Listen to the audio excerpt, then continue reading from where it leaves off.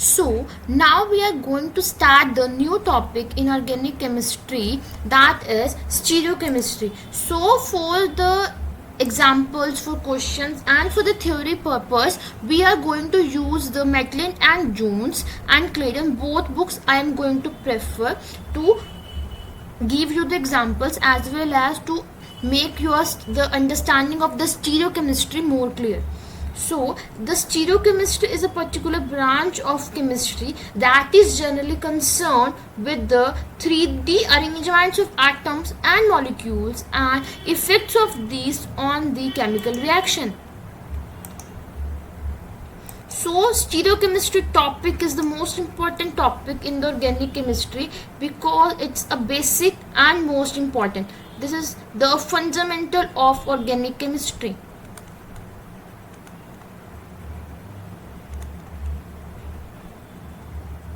Fundamental of organic chemistry, the basics principles of stereochemistry, the nomenclature, the types of the isomers which are generally formed during the stereochemistry reactions. The reactions leads to the stereochemical products, so we can distinguish between the two products. So by using this concept, using the understanding of stereochemistry, we can distinguish the products in reaction mechanism.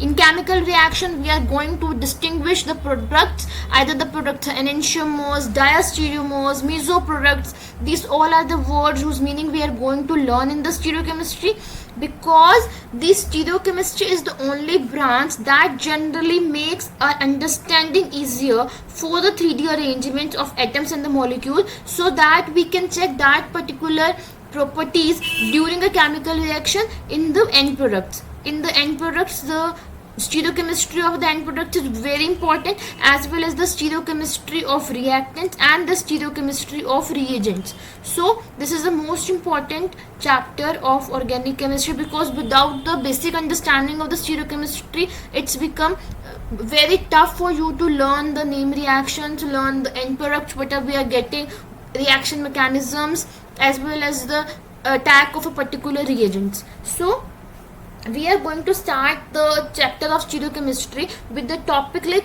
which compounds are chiral and which compounds are achiral. I am going to explain you in detail. So by stereochemistry we are going to learn, first of all you have to know like what is the need of the stereochemistry. So it's a basic branch in chemistry that is generally concerned with the 3D arrangements of organic scaffolds and its effects on the chemical reactions. So we have isomers, but in stereochemistry, like there is a need of the stereochemistry. So why there is a need of a stereochemistry? Because in the chemical reaction we are going to get the end products, and those end products can be isomers. Those end products can be isomers. So to understand the relation between the end products, like what is the relation between the two isomers we obtained during a chemical reaction, either they are diastereomers and enantiomers, these all story starts from this particular concept of isomerization in stereochemistry. So what are isomers? Isomers are the compounds that are having the same molecular formula. For example, we have a CX and HY.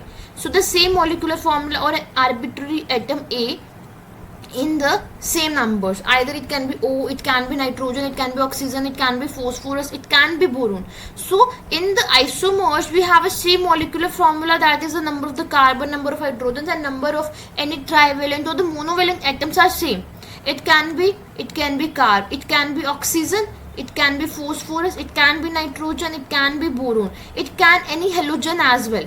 Any halogen, it can be possible, for example bromine, chlorine, fluorine, etc. So the molecular formula is same for the isomers, but the physical and chemical properties are different. What I am saying to you is, but the physical and chemical properties are different. For example, they have different refractive index, I must say. So how can you differentiate between the two end products? So those end products which we are studying in a particular chemical reaction